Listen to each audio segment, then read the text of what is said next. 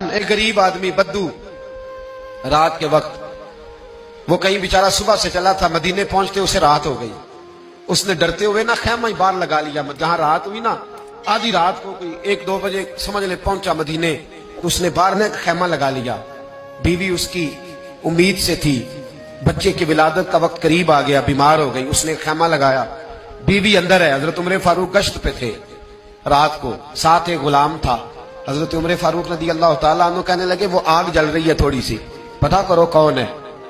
تو آپ کا غلام پتہ کرنے گیا تو بدو نے ڈانٹ دیا، کہنے لگے جاؤ تمہیں کیوں بتاؤں. حضرت عمر خود گئے، کہنے لگے مسافر بھائی بتا تو صحیح. کہنے لگا جی چھوڑے، میں آپ کو کیوں بتاؤں، میں کون ہوں، کیسے آیا ہوں. فرمایا خیمے کے اندر سے کراہنے کی آواز آتی، کوئی درد سے چیخ رہا ہے، بتا ہمیں بات کیا ہے.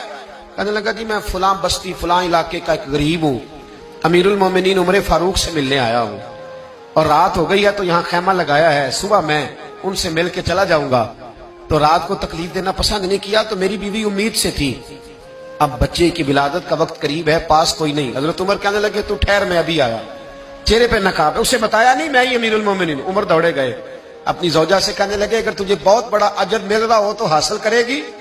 کہا کروں گی. تو کہنے لگے چل پھر میرے ساتھ، بہت بڑا اجر ہے. ایک دوست کے ہاں ولادت کا وقت ہے، ضرورت کی چیزیں ساتھ لے لو. اس عورت نے تھوڑے دانے لے لیے، گھی لے لیا. حضرت عمر سے کہنے لگی لکڑیاں اکٹھی کر لیں. امیر المومنین کونسلر کی بات نہیں بتا رہا آپ کو، میں آپ کو ایم پی اے کی بات نہیں بتا رہا، ایم این اے کی بات نہیں بتا رہا، جو 10 گاؤں کو ملا کے چیئرمین بنا اس کی بات نہیں بتا رہا، اس کی بات بتا رہا ہوں جو 22 لاکھ مربع میل کا حکمران ہے. اس کی بات بتا رہا ہوں جو گلی سے گزرے تو شیطان رستہ ہی بدل جاتا ہے. اس کی بات بتا رہا ہوں جس کے بارے میں میرے مصطفیٰ کریم صلی اللہ تعالی علیہ وآلہ وسلم نے فرمایا میرا عمر تو وہ ہے کہ 950 سال حضرت جبریل بھی اس کی شان بیان کریں تو عظمت ختم نہیں ہوتی. اتنا بڑا شخص. حضرت عمر نے لکڑیاں اکٹھی کی، اینٹوں کا روڑے لے کے چولہا بنایا، پہنچ گئے.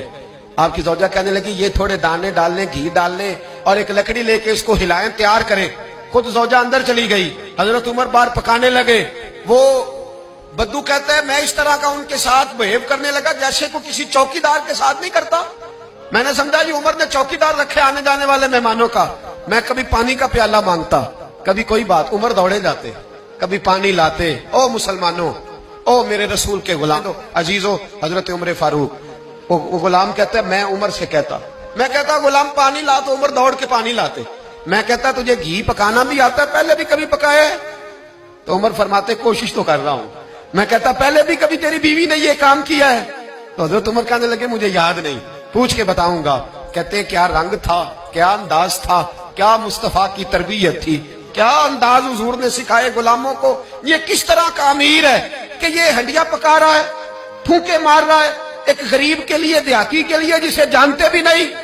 اندر اس شخص کی بیوی کے ہاں بیٹا پیدا ہوا تو حضرت عمر کی بیوی اندر سے بول کے کہنے لگی امیر المومنین مبارک ہو، آپ کے دوست کے ہاں بیٹا پیدا ہوا ہے. جب کہا نا امیر المومنین مبارک ہو تو وہ شخص کہتا ہے میرے ہاتھ کانپنے لگے اور میں اس طرح دوڑا کہ میری پگڑی گر گئی. میں دوڑا تو عمر نے بلایا، کہا کدھر جاتے ہو؟ کہنے لگا